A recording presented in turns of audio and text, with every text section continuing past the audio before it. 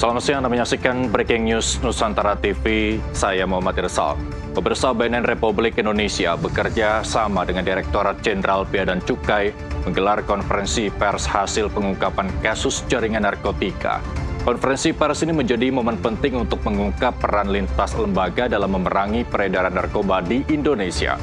Dan berikut kita simak konferensi pers hasil pengungkapan kasus jaringan narkotika BNN Republik Indonesia bersama Ditjen Bea dan Cukai.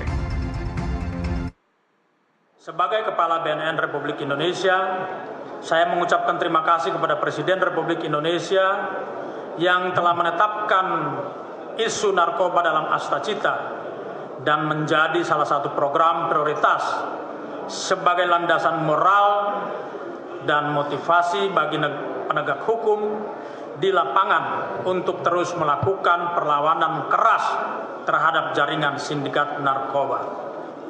Saya menyampaikan terima kasih kepada Komisi 3 DPR RI yang terus memberikan arahan dan pengawasan dalam setiap pelaksanaan tugas BNN dan seluruh penegak hukum terkait dalam pencegahan dan pemberantasan narkoba. Ucapan terima kasih juga saya sampaikan kepada Bapak Menteri Koordinator Politik dan Keamanan yang telah mengkoordinasikan secara baik pelaksanaan tugas Des Pemberantasan Narkoba dengan capaian hasil kerja yang sangat konkret dan membanggakan. Terima kasih juga saya sampaikan kepada Panglima TNI, Kapolri, Jaksa Agung, Menteri Keuangan, Menteri Pemberdayaan Perempuan dan Perlindungan Anak, Ketua PPATK, Kepala BPOM, dan Dirjen Bea Cukai, serta seluruh pimpinan kementerian dan lembaga anggota Des Pemberantasan Narkoba di bawah koordinasi Kementerian Koordinator Politik dan Keamanan yang selama ini terus menjaga komitmen dan saling menguatkan jalinan kolaborasi dalam pemberantasan jaringan sindikat narkoba dalam rangka bersama mewujudkan Astacita Presiden Prabowo Subianto. Hadirin yang saya hormati, perlu saya sampaikan kepada publik bahwa selama ini kolaborasi antara instansi pemerintah yang tergabung dalam anggota Des Pemberantasan Narkoba di bawah koordinasi Kementerian Koordinator Politik dan Keamanan telah memberikan hasil yang signifikan dalam pemberantasan jaringan sindikat narkoba, di mana berbagai kasus terus diungkap, baik yang melibatkan jaringan sindikat narkoba domestik maupun internasional. Khusus pada bulan Mei 2025, kolaborasi anggota Des Pemberantasan Narkoba telah menoreh sejarah kinerja yang luar biasa.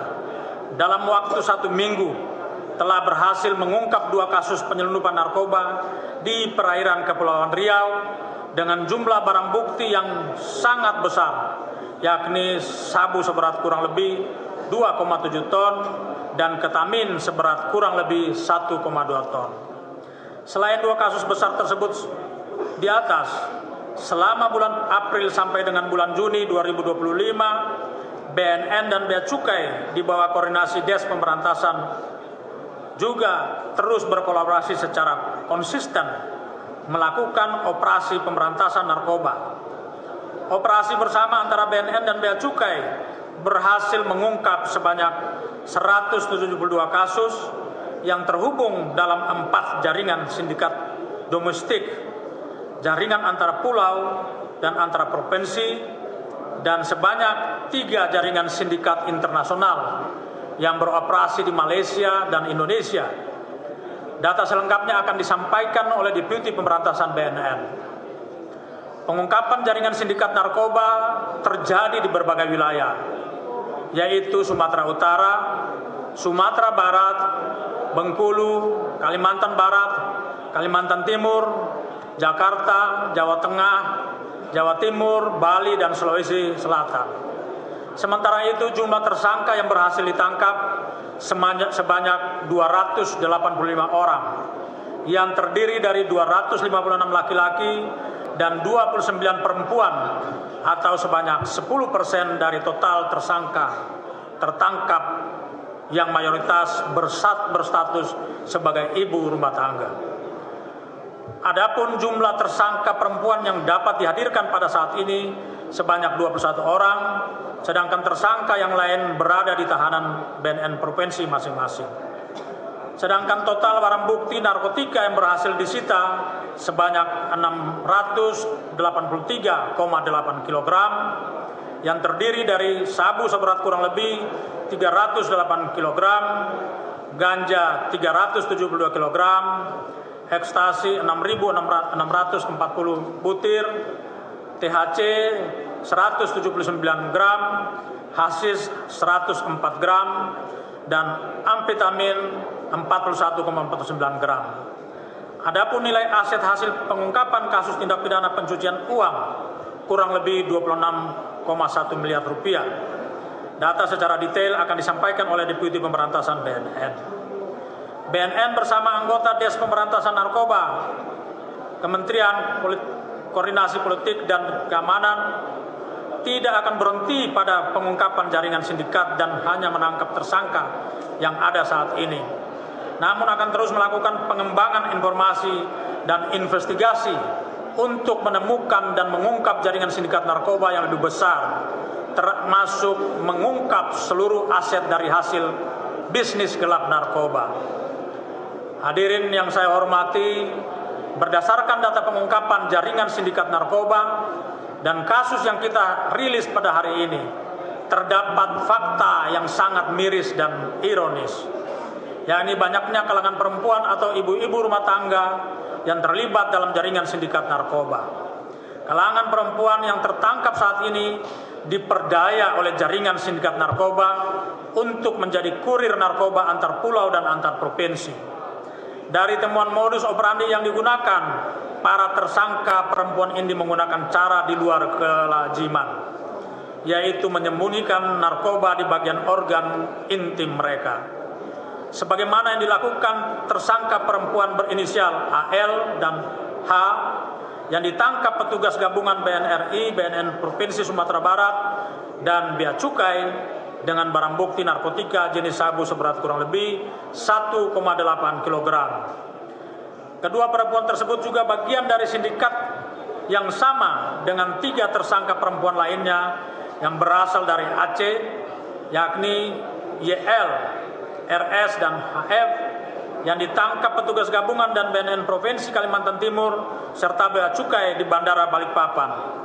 Ketiga perempuan tersebut menyelundupkan sabu dengan cara menyembunyikan di bagian organ intim mereka, yang masing-masing membawa kurang lebih 500 gram atau total barang bukti seberat kurang lebih 1,4 kg.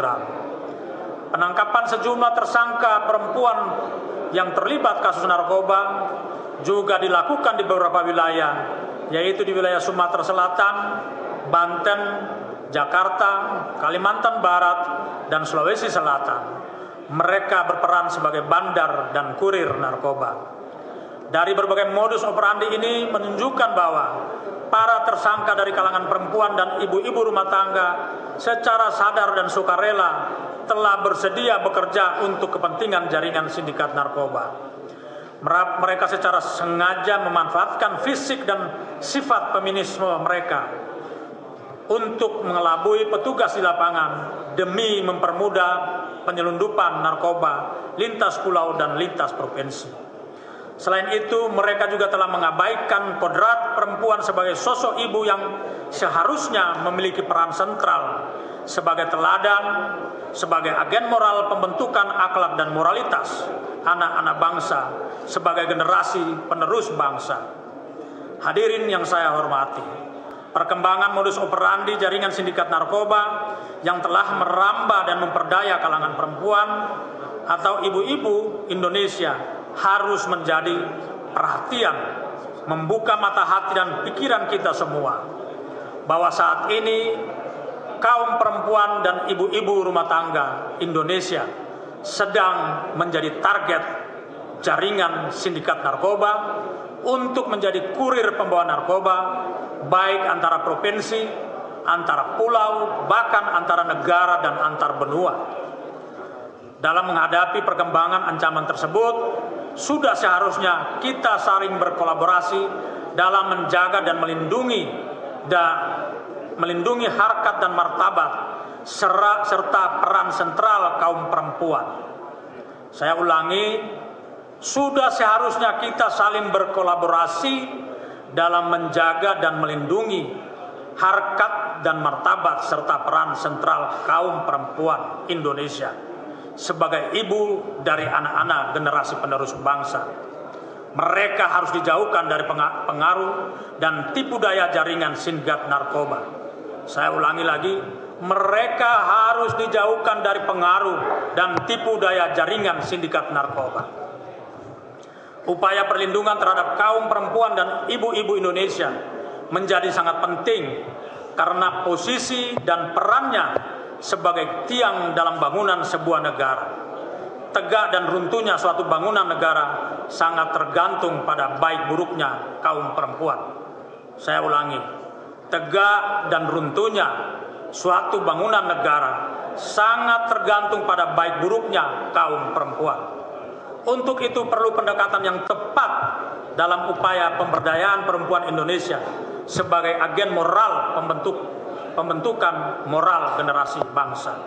Saya ulangi, untuk itu perlu pendekatan yang tepat dalam upaya memberdayakan perempuan Indonesia sebagai agen moral pembentukan moral generasi bangsa.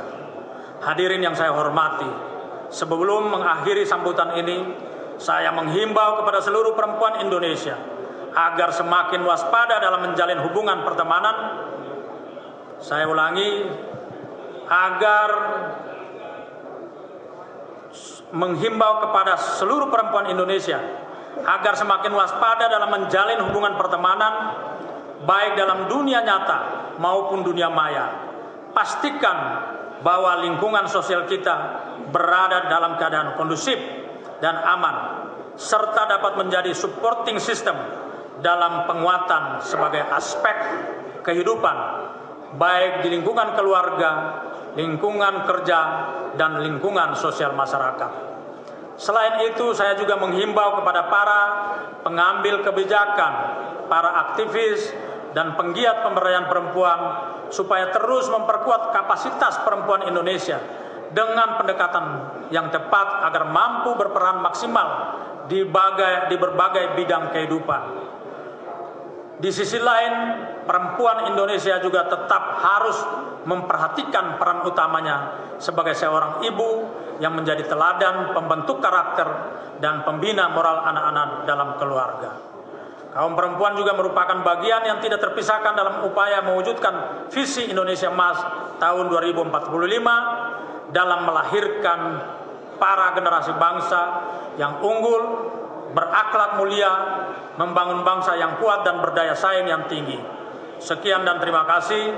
Wassalamualaikum warahmatullahi wabarakatuh. Om Santi, Santi, Santi Om.